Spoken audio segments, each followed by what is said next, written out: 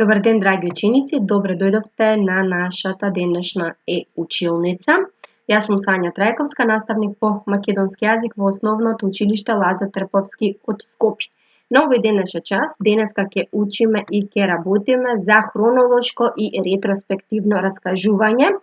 Ова наставна единица е наменета за учениците од 6-тите оделенија. Да видиме прво што ќе научиме од денешниот час. Ќе научиме да стекнеме знаење за хронолошко и ретроспективно раскажување, да умеете да правите разлика меѓу хронолошко и ретроспективно раскажување и секако да умеете соодветно да ги применувате. Пред да се започнеме и да се надоврземе на новата наставна содржина, потребно е да се подсетиме. Поделба на литературата на родови. Знаеме и веќе учевме дека литературата според внатрешните својства се делат на 3 литературни рода: лирика, епика и драма. Накратко, лириката е литературен род кој што изразува чувства, драмата е литературен род кој што представува настани кои што се наменети за изведба на сцена и епиката е литературен род кој што раскажува настани во кои што учествуваат ликови. Потоа исто така потребно е да се потсетиме што е нарација, што е наратор и дали е исто нарација и раскажување и дали е исто наратор и раскажување.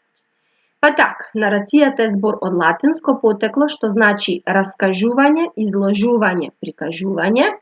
Оттаму потекнува и зборот наратор, односно раскажувач, лицето што раскажува.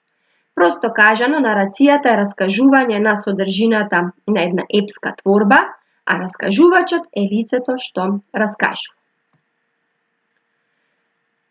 Потоа, многу е битно да повториме и дали авторот на една литературна творба може да се изедначи со раскажувачот, односно нараторот на творбата. Знаеме дека авторот на една литературна творба никако не сме да се изедначи со раскажувачот на творбата. Зошто? Бидејќи авторот е тој кој ја создава творбата, но го создал и раскажувачот во неа. Сушност, авторот е жив човек, личност, а раскажувачот е измислена креација, лик, кој може да биде и човек, животно, предмет, растение и така натаму. Да видиме, да се потсетиме во кое лице може да раскажува раскажувачот. Раскажувачот или нараторот може да раскажува во прво и трето лице. Раскажувачот во прво лице, односно јас раскажувач, раскажува за настани кои му се случиле директно нему. Раскажувачот во трето лице, или тој раскажувач, раскажува за настани на кои присуствувал како сведок. И се знаечки раскажувач раскажува во трето лице за настани на кои не присуствувал, туку за нив дознава од други. Да видиме, да се вратиме наназад и да повториме колку форми има нарацијата. Тука е многу битно да правиме разлика помеѓу раскажување и прераскажување и да знаеме како, значи кога станува збор за раскажување, а кога станува збор за прераскажување. Па така, раскажувањето ни е форма на пренесување на настани на кои што ние сме биле сведоци или пак сме учествувале во настанот. Употребуваме глаголи кои го потврдуваат нашето присуство. Бев, имав, видов и така натаму. Значи, како ќе знаеме дали еден текст е раскажан или прераскажан? Ќе си ги посочиме глаголите и според глаголите дали го потврдуваат нашето присуство или не го потврдуваат нашето присуство, ние ќе знаеме дали станува збор за раскажување или прераскажување. Потоа, значи, прераскажување е форма на пренесување на настани на кои што ние не сме биле сведоци, ниту пак сме учествувале, туку за настаните дознаваме од некој друг или пак сме читале за нив. Какви глаголи употребуваме кога станува збор за прераскажување? Употребуваме глаголи кои ни помагаат да го пренесеме настанот, например биле, имале, виделе и така натаму. За да се надоврземе на новата наставна содржина, ќе биде потребно да ги отворите вашите учебници на страна 128 и страна 129. Прво, треба да го прочитате текстот Дуњите на баба ми од Јовица Ѓурик, внимавајќи на редоследот на настаните кои се раскажат. Потоа, треба да размислите во кое лице е раскажан текстот, како ќе го потврдиме тоа. Ќе го потврдиме со посочување на глаголите кои што се употребени во самиот текст. Дали текстот е раскажан или прераскажан, И последното прашање, кое што е најбитно во поглед на надоврзување на новата наставна содржина, тоа е како е представен редоследот на настаните во текстот. Откако го прочитавте текстот, јас извлеков еден мал дел од самиот текст, односно неколку реченици кои што ќе ни помогне да уочиме текстот во кое лице е раскажан и дали е раскажан или прераскажан. Да го прочитаме извадокот. Многу ги сакав тие плодови. Тие незапирливо ме привлекуваа во собата на баба ми. И денеска се сеќавам, баба ми ме повика. Зедов една кошничка и полека со баба ми одев кон градината. Се качував на дуњите, ги кинев, внимателно плодовите еден по еден ги фрлав во широката постелка на баба ми. Што уочувам?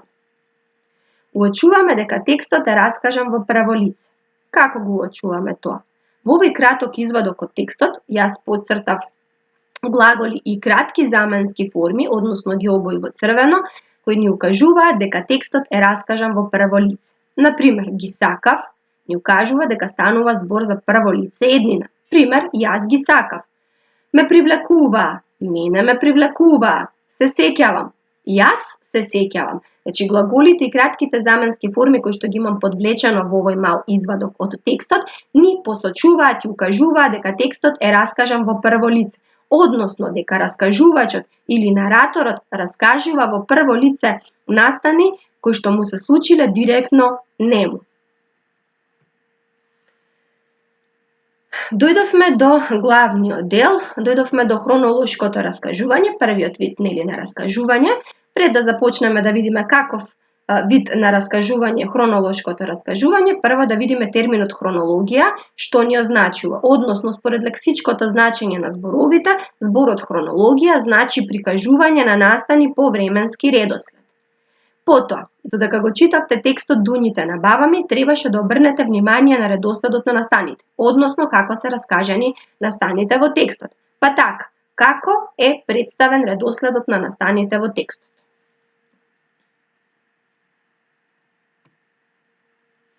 Што забележавте?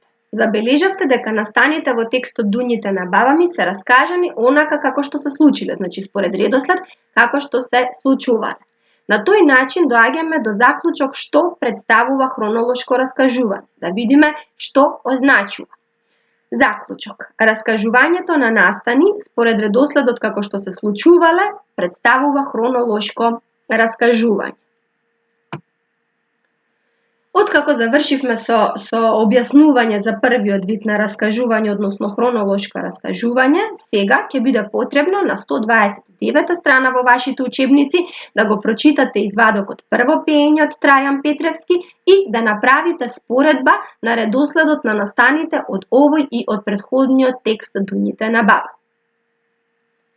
Откако го прочитавте текстот, исто така повторно јас во овој слайд извлеков еден мал извадок од текстот прво пеење, неколку реченици, од кои што ќе забележиме како во овој текст се подредени, односно раскажани настаните. Да го прочитаме прво текстот. Ќе раскажам и за сеќавањата на оно што ми го раскажуваа како дете. Овде, далеку од родниот крај, сеќавањата се многу важни. Мајка ми, според нејзиното кажување и според кажувањата на своите блиски во нашата лоза, многу се израдувала кога сум се родил жив и здрав и својата радост не издржала да не ја искаже низ песна. Што забележуваме во извадокот, односно во текстот што го прочитавте? Забележавме дека се раскажуваат настани во прво лице со враќање наназад, односно посеќавање. Што за разлика од првиот вид на раскажување, хронолошкото раскажување кај првиот текст дуњите на баба ми, таму редоследот на настаните ни беше раскажан по редослед како што се случиле. Дојдовме и до вториот вид на раскажување, ретроспективно раскажување, па да видиме што означува зборот ретроспектива. Според лексичкото значење, овој збор ни значи гледање наназад, потсетување на минатото. Јас тука во овој слайд ви представив и еден пример како поубаво би го сватиле ретроспективното раскажување, значи самиот термин. Најдобар пример може да се даде ретровизор. Значи тоа ни е автомобилското огледало од самиот автомобил во кој возачот може да гледа наназад. Што забележавте кај текстот прво пеење? Како се раскажани настаните?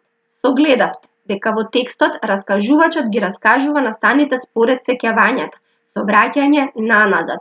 Заклучок, раскажување на настани со навраќање кои некогаш се случувале, се нарекува ретроспективно раскажување. Откако ги објаснивме и хронолошкото и ретроспективното раскажување, убаво е да направиме една споредба, што е заедничко за двете раскажувања, а што е разликата, односно која своја особеност ја имаат двете раскажувања поединечно. За таа цел јас ви представив на овој слайд една техника, Венов диаграм, во кој што ќе утврдиме дека хронолошкото и ретроспективното раскажување заедничкото им е раскажување на настаните, односно раскажување на настани. Меѓутоа, сепак секој од нив си има своја особеност по кој што ние нели ги разликуваме и понатаму ќе ги препознаваме и употребуваме соодветно. Хронолошкото раскажување имаме раскажување на настани кои се раскажуваат по редослед како што се случиле, додека кај ретроспективното раскажување се раскажуваат настани со навраќање кои некогаш се случувале. Драги ученици, дојдовме до самиот крај од денешниот час. Се надевам дека убаво ви беше објаснета ова нова наставна содржина. Дојдовме до задачата, сега ќе ви ја објаснам која и вие треба да ја сработите во вашите тетрадки. Секој од вас да поразговара со вашите најблиски за нивните сеќавања кога сте се родиле и потоа раскажете го настанот во прво лице, ретроспективно, според тие кажувања. Ви благодарам на вниманието, бидете ми поздравени, се гледаме во наредна прилика.